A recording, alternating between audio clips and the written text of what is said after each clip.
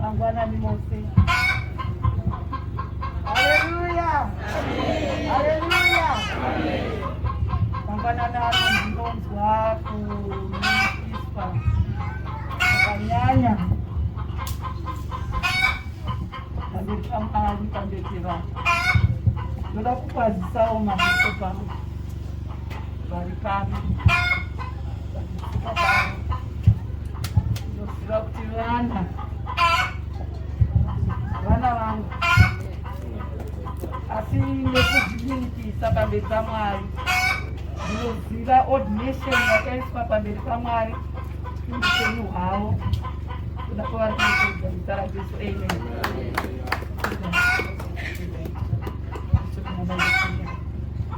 Kuda kukwazisawo varanda vaMwari vari pano, baba namai muronzi. Kuda kuremekedzai zvakanyanya. Ndinokusarutai muzita raJesu. Mwari vatiitei zvakanaka. Kuda kukwazisawo mufundiswa munhu waMwari mufundisi pano. Kuda kuvakwazisa muzita ramambo Jesu. Amen. Ndinoziva kuti mwana zvekare hazvinei kuti vanga vari pasi petsoka dzavo zvakanyanya kwemakore patiripo pasi petsoka dzavo tichidzidzisana tiri kuchikoro. Ndo zvatiri kuramba tichitevera izvozvo. Toda kukwazisawo baba namai mukawo. Ndinokuremekedzai zvakanyanya. Mwari vakuitei zvakanaka baba. Mwari vakuitei zvakanaka mai. Ndoda kukwazisawo vafundisi vose vari pano. Vamwe ndingatadza kudoma nemazita. Asi ndinoda kukuremekedzai maelders, madikoni, vese vari mufivefold ministry. Ndinoda kukukwazisai muzita ramambo Jesu. Amen. Ndinoti Mwari vakuitei zvakanaka. Mwari vakurambe vachikudzadzai nemweya wokutungamirira.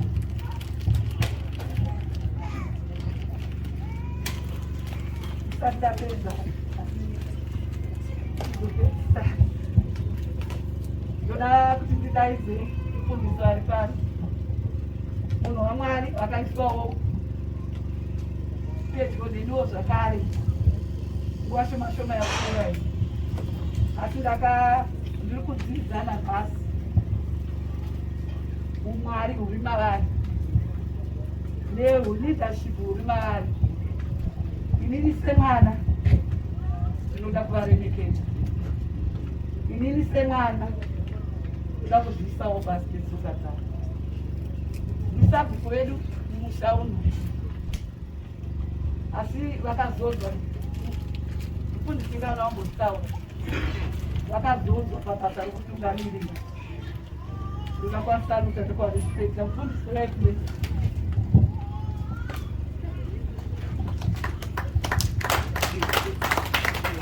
Mwari zvakanaka. Totenda Mwari. Kubva ndichiuya gore rineri rapfuura iri handina kutarisira zvakanyanyisisa semunhu anga ari kuenda kumba. Asi welcome yandakawanirwa mumusha uno wekwamaseri kuburikidza navo. How she organized everything. Inini ndivepo. Mfunge Mwari vakuitei zvakanaka. Handina zvidziya. Mwari ndiwo vari kuziva, ndiwo vari kuona. Ndiwo Mwari vanoziva kuti vanotitungamira panzvimbo dzichaita sei. Saka ndoda kutenda mufundisi Jonasi, varivo sabhuku vedu zvekare nerudo rwavo. Vese vanhu vaMwari vari panapa vese rudo rwavo runokosha. Ndinorushaya, ndinotadzawo kuti Mwari ndingasvikawo sei pavanhu. Ndinotadza. Ndoda kukukwazisai mose vana mai vangu vari pano, vakoma vangu muri pano, vaning'ina vangu muri pano, shamwari dzangu muri pano matiunganirawo pachiitiko ichochi, vakwasha, varora, zukuru vakasiyana siyana, toda kukutendai zvakanyanya nekuvapo pano nekutidzidzira basa rineri rekuti tivhare chapter yaNyasha. Takamboivhura paakabereka, asi nhasi tiri kuivhara chapter iyona. Zvese tichizivisa kuna Mwari. Izvo tatenge tangotarisira kunosangana naye. Ndinoziva semwana aidawo Mwari. Ngatitaurawo panhoroondo kadiki pamusoro paNyasha. Nyasha mwana wangu, kuberekwa kwake, kukura kwake, mwana wangu. Nyasha akasiyiwa namai ane 2 years. 2 years. Asingagoni kuita sei. Saka madhaipas aitoti kafamba rwendo naye kuti nyatsozviona kubva atiberekwa mwana wangu inini musikana akamutumidza zita rokuti Nyasha. Paakamutumidza zita rokuti Nyasha, takadziona Nyasha dzichiraramika pana Nyasha. Pane dzimwe Nyasha dzatoti Nyasha but dzisingararamiki, asi pana Nyasha takadziona Nyasha idzodzo dzichiraramika. Mwana uyu anga ane rudo. Ndinozviona ndine vazukuru vangu panapa vakawanda wanda. Ndikasvika pamusha unoyi vadika hapo zvawo hamene kwavakagara uko, but wandangosvika ndikamboburuka panapa, zukuru vangu ivavo vanoungana vese vese, unonyatsonzwa kuti ndanzwa kudziirwa sagogo. Vana vari kufara. Ndo zvimwe chetezvo zvanga zvina Nyasha. Haana kumbopa akaziva kuti mai ndiyani kunze kwangu. Mai vake chaichai vakamubereka haana kutombovaziva kana ndefesi. Saka inini kwandiri aitoti ndimai, ende takamudzidzisa izvozvo kusvikira angokura akadaro. Saka nguva yose Nyasha kana ndabuda ndikadzoka, ndiye first munhu aiuya kuzondipa warm welcome. Mama mazwi andoda kungotaura pamusoro paNyasha ndeyekuti atikura paakazo apedza chikoro chake St. Mathias waTyre, akauya pandichicheuka imweni dzenguva ndikafungisisa mazwi ayo, ndinonzwa rima, ndinonovhara. Akauya kwandiri rimwe zuva tiri kumba kuGrestone Park, nambotaura ndakaimusana ndandakambogara ndakamborelasa ndiri mumba, ndobva angouya pamatodha zangu kudaio, angoti mama, I want to see I love. Ndeiroro rakandibata zvakanyanya. Akangosvika nechemunzeve, mama, I want to say I love. Kari kaditi azokura manje, akazobve kake chipiri zvekare. Ndaigara nevana vasikana vakawanda, nhasi ndinogara nevana vangu vasikana vakawanda. Akangouya kwandiri ndibati, mama, I want to promise you one thing. Akanyarara futi, ndakazobata riya rekutanga. Soba akutaura futi ndakamutarisa. And I want to promise you one thing. But what do you want to promise me? But I want to promise you that I will not sin against you. I will not sin against you, and I will never sin against you. And I will make sure that I will fulfill my promise that you are not going to be disappointed of me.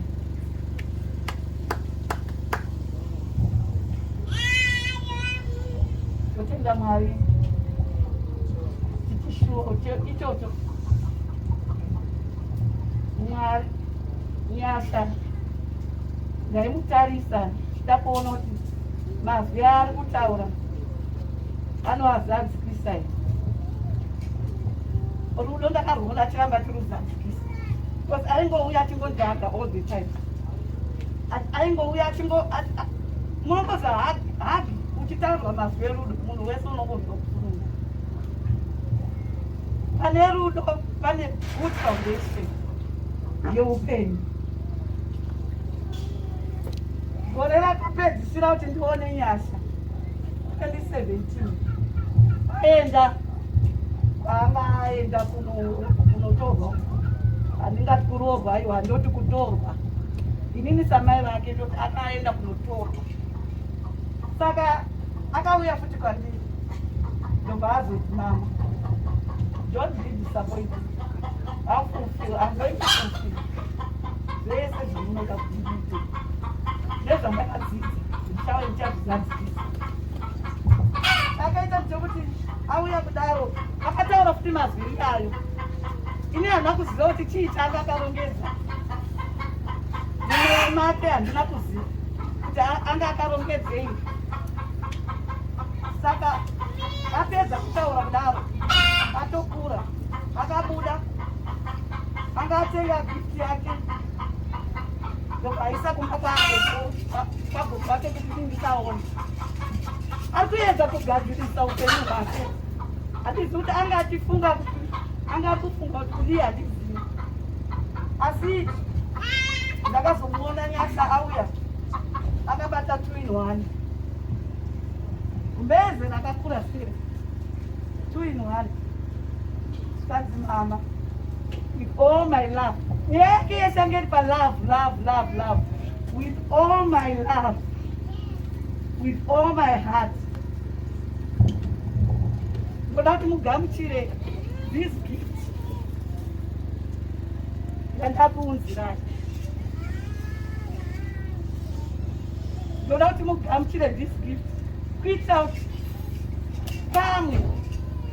Imimi munoenda. Kama tinozosangana. Kamwe tinosangana. Asi this gift is ndenyu mama. Kuti muzione kuti chi ndinokudai. Ndinokudai. Wakumata marumota roba.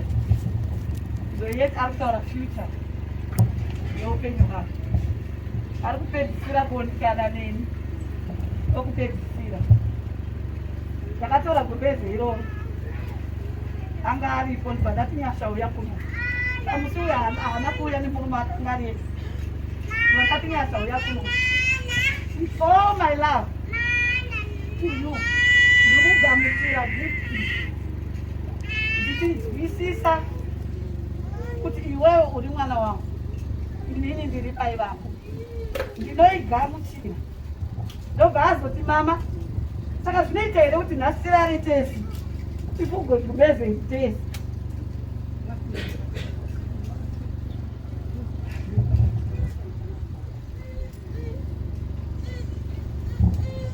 Ndamchire vari kusvika mangwana nani.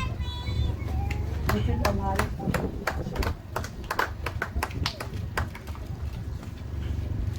Saka musi iwoyo ndo last day, no last time, no last moment, no last everything. No kurasirwa pamupese. No handina kuzosangana naNyasha.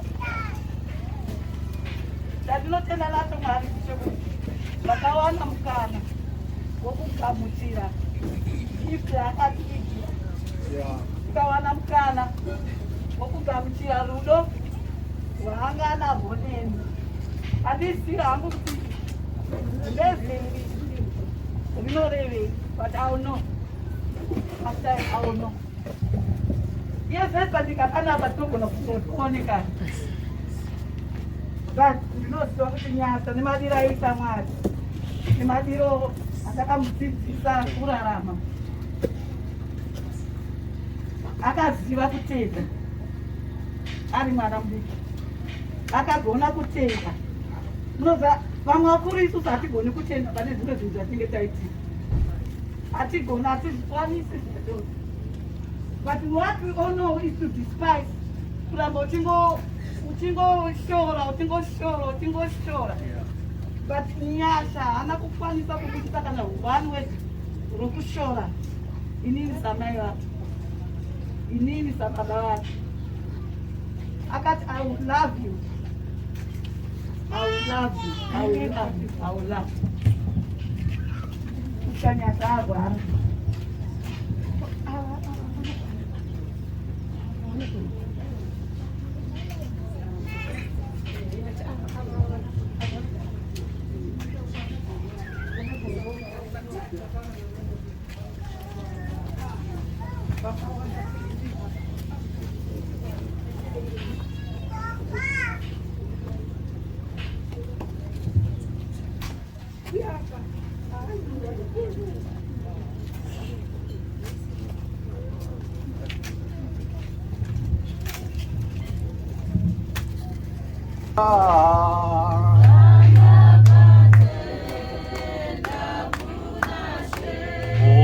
moyo wangu unofara unouta vanhu vose ranaka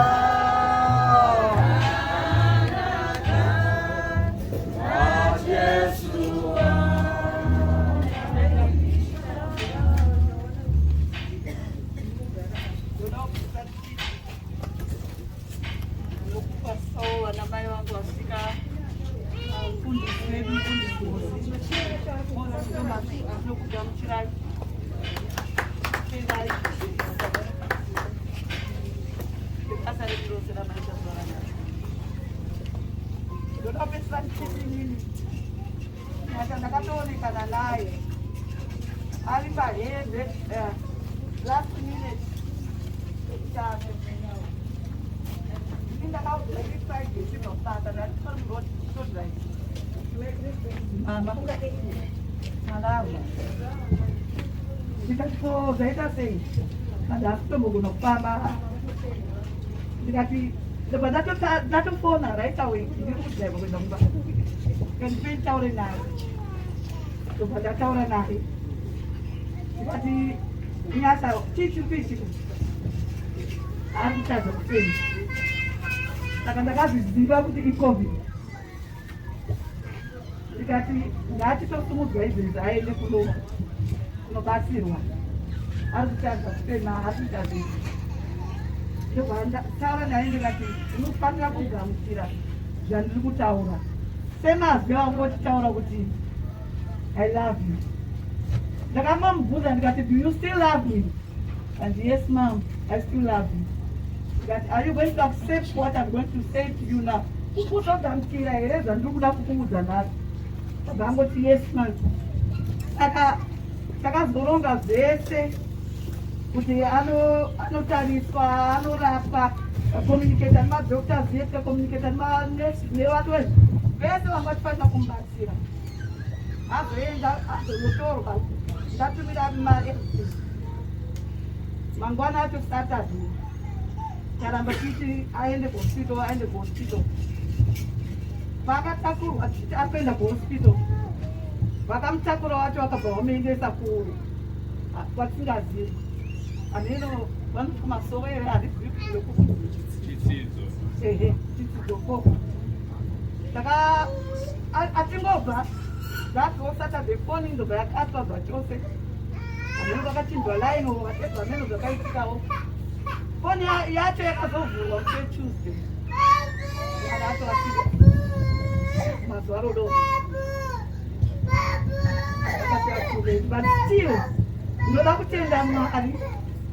Inini ndinoziva kuti Mwari wakatendeka. Hazvina mhosva kuti uri kure zvakadii, hazvina mhosva kuti uri padhuze zvakadii, asi Mwari wakatendeka. Mwari vanogona. Mwari wakandipa vana. Ndoda kutaura chinhu pamberi pevanhu. Mwari wakandipa vana vakawandisa vari kunyika dzakasiyana siyana, vari kunzvimbo dzakasiyana siyana, even muno muZimbabwe. Asi panguva yaNyasha iyi vana vaviri vanogara panapa. Handizivi kuti ndingataura. Ndorudo zvinongondidzosera kurudo rwaNyasha. zvavakaita pana Nyasha kuti asavigwe paari apa pana baba vake apa. Vana ivavo vakatambura. Tichikomunicata zvese, hapana chatinokomunicata. Chero chaitika kana kuna health master kana kupi kwanga ariko zvaitaura step by step. Zvinhu zvese zvakazviitika. Vana ivo vakashanda in a small time. Vakashanda kunge handinzwisisi nhangano. Ndovanhu vanoda kutenda ivavo. Ndotokupedzisira. Ndovanhu vanoda kutenda ivavo. Enda rudo rwangu nawo harumbozofi rwakaparara. Hazvina moto kuti wakaipana uya akapindira akasei. I'm telling you, this is the truth before God. Ndotoka ndikondesa Mwari. Vana ivavo zvavakandiitira. Love yangu naNyasha was transferred to them. And is still transferred to them. Ndoda kutenda Mwari nokuda kwavo. Dai zvisiri izvozvo, Nyasha angadai asiri pano. Dzimweni dzenguva kana kunomufukunura ikoko ndaasingakwanisi. Even dai ndaiva nechido chokunomufukunura kwaanga akavikwa. I could not do it. Ndaasingazvikwanisi. Netime space yanga iripo nezvakaitika zvapero. Ndaasingakwanisi kuzviita. But really they stood with me. Vakamira neni kusvikira nanhasi. Ende vakapromisawo semapromisira avakaita Nyasha. Ndingainditi baba vasuwo ari pano. Asi ndinomuti baba vasuwo. Dzimwe nguva ndinomuti administrator. Dzimwe nguva ndinomuti mwana wangu. Mukuona mukomana amire pano. Handizivi baba vake namai vake. Handivazivi. Kana pamusha paanobva pamutare pahonda handimuzivi. Unoona ndikutobvunza. Handizivi kana even history yeupenyu hwake. Handiizivi. But Mwari vakamusumudza paakabva achiuya pamba panapa. Akapledha noupenyu hwake tisingaonani face to face. Kuti mama, just because ndauya panapa nokuda kwaminister Fadzulu. Inini naminister Fadzulu you are one thing. Inini ndichaita chero chinhu chamunondituma kuti ndiite. Ndichaita ichocho. Hazvina mhosva kuti mumvura mumakomo akaita sei. Ndichaita ichocho. Ende nanhasi handinombosangana naye. Chiso changu ndaida kusangana naye. Zvese zvandakamutuma pana Nyasha kuti ita, he just did it as it is. Sezvazvangaziva. Akangoita sezvazvangaziva. Hazvigone kunzwisisika zvandikutaura izvi. Nokuti takatisiko neniwo ndarisiko ikoko. But akataura naNyasha. Akarara mugasi rakadai. Muhuruva rakadai. Akati, Tanzani, uri kunosei? Nyasha akapindura. Video yacho ikatumirwa pandiri. Achitaura naye. From that moment, hangu ndakabuda. Anga ari mutent, iye ari pasi. Akanochema. Kuchema chaiko chaiko. Saka panozochemwa nemunhu murume. Zvinenge zvaoma. Hangu ndakapira kugoma. Akatora mafota ari kugoma iroro panyava. Achinditumira. Hangu ndati Mwari ndibatsirei kuti hasha dzangu dzisanyanyisa. Nokuti ndinorovana. Abva mukuchema ndobva akazoenda manzi. Kunonyatsotsana kunotaurirana nevanhu vai. Minister Fadzi ari next to mwana. Achitotaura kuti mama, tipei mainstructions ekuti COVID network isatiziva kuti COVID yakamira sei kuno. Inini osaheotoita anoshanda nevanhu vakadaro. Ndaipa mainstructions itai. Musaende close, musaite so, musadai so, itai so, pfekai magloves, itai zvakati. Ndayo COVID yaityisa hakuna munhu aida kusvika. Kana hama yako chaiyo. Hama yekuti mwana wamai. Haagoni kusvika pakadaro. But these two people. Bishop Jeffrey and Minister of Health. Vanganindwisisa. Vakasvika panguva yakaoma. Saka ndibatsirei kutenda vanhu ava hama dzangu.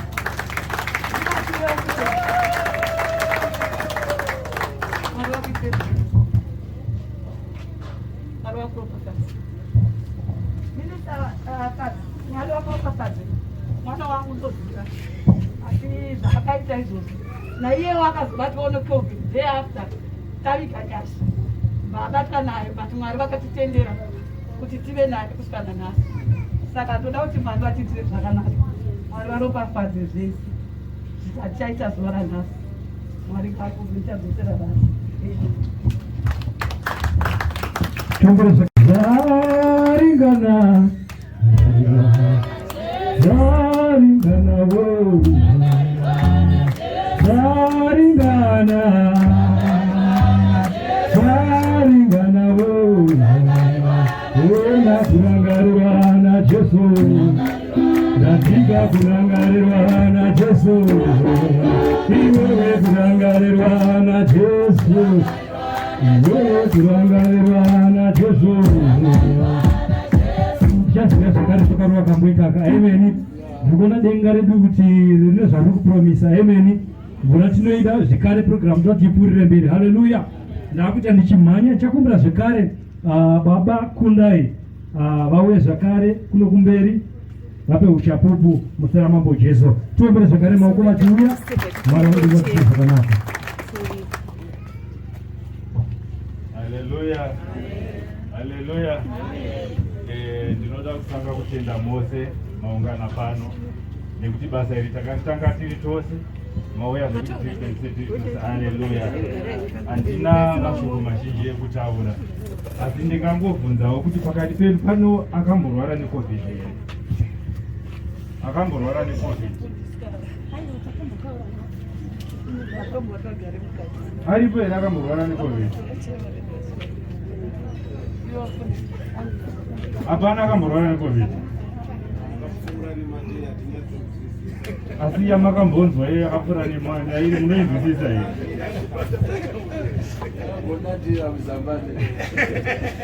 ndaingoda kuti atitsanangurire marwadziro ainoita haleluya nekuti tigonzwisisa kuti Nyasha akarwadziwa kusvika papi kana iwo akarwadziwa kusvika pawakasvika kuye akazosvika pakushaya kuti akarwadziwa kusvika sei haleluya saka kana pasina ndinoti zvandachiro ndiri kutsanangurire ndofunga mambo wakutsanangurire haleluya ndinongokumbira hangu timu yanga iri papa kuti imbosunge muchana imbotimbire songo yaimbo yekunzi kutamba nezviwi tichiona Jesu amire pamukova ngatibatsirane ngatisimukei timbe to ngatisimukei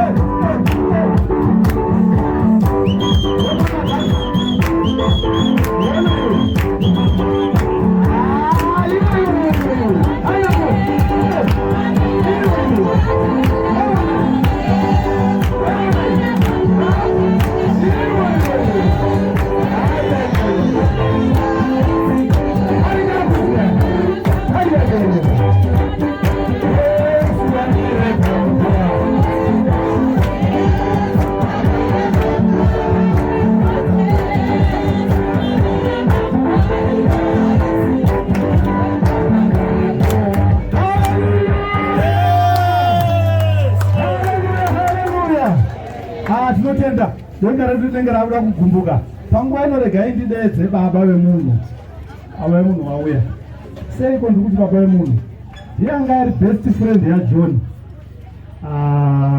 baba vambuya wangu vada kutidedze mufundisi Thomas vauye vatipe uchapu pamusoro pemwana wavo Nyasha tivagamuchire mufundisi Thomas.